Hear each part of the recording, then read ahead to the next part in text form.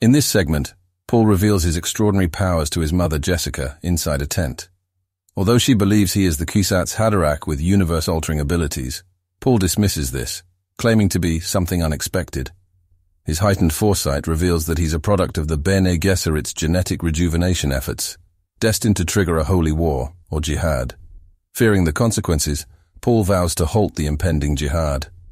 As they wait for Duncan Idaho's return, Harkonnen forces launch an attack.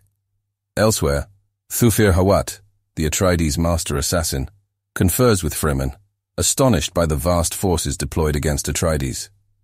Freeman's request for reusing fallen Atreides soldiers' water forms a bond. After Freeman exhibit combat prowess, the Harkonnen capture Hawat. Paul and Jessica discover Duncan and Kynes piloting ornithopters. Kynes, revealed as Fremen leader Liet, collaborates with Paul. They plan to use Freeman to pressure the Emperor, potentially sparking intergalactic war. Kynes aids their escape, but Duncan dies in the battle. Paul and Jessica flee into a sandstorm. The Baron's guard captain reports their supposed deaths, fueling the Baron's rage. The captain accuses Kynes of treachery, leading to Kynes' apparent accidental death.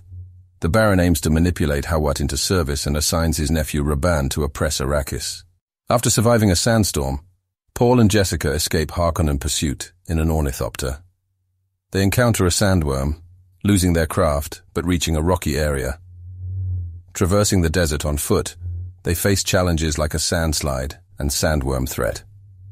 Gurney Halleck, an Atreides warmaster, allies with smuggler Sturban Tuick against the Harkonnens. Paul and Jessica employ a thumper to distract a sandworm, aiding their passage to a new rock zone.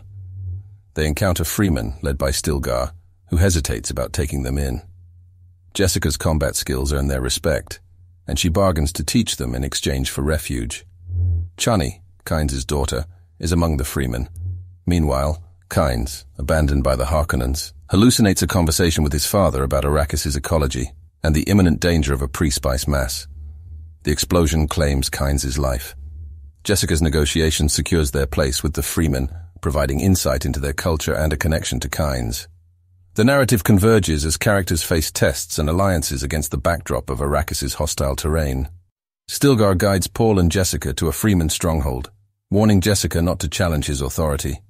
Stilgar reveals Freeman efforts to accumulate spice as a bribe for the Guild, aiming to deter Harkonnen surveillance satellites. They dream of transforming Arrakis into a lush paradise. Surprisingly, Jessica discovers Freeman rides sandworms. Stilgar seeks a place for Jessica in Freeman society. Recognizing the Bene Gesserit's significance, Jessica reveals intuitive knowledge, gaining acceptance as a potential Reverend Mother. Concealing her pregnancy, she recalls Paul's prophecy of a girl named Saint Elia. Paul accepts a duel with Freeman Jamis, reluctantly killing him, earning respect. Given the name Usul and Muad'Dib, Paul's leadership grows, yet he realizes Jessica's actions will spark the jihad. On the Harkonnens' homeworld, Feyd-Rautha manipulates a gladiatorial challenge with hypnotic commands, aided by Thufir Hawat.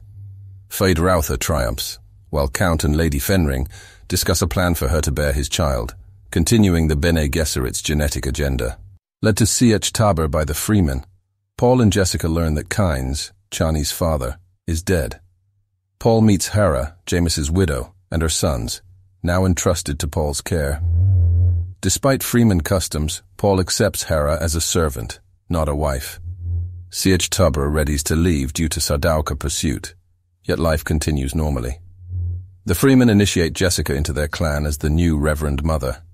In a ceremony, she transforms a poison into a safe liquid using her Bene Gesserit abilities.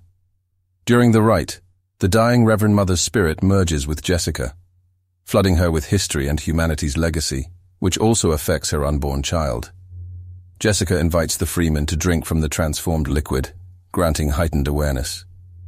Jenny guides Paul away, likely to a romantic encounter.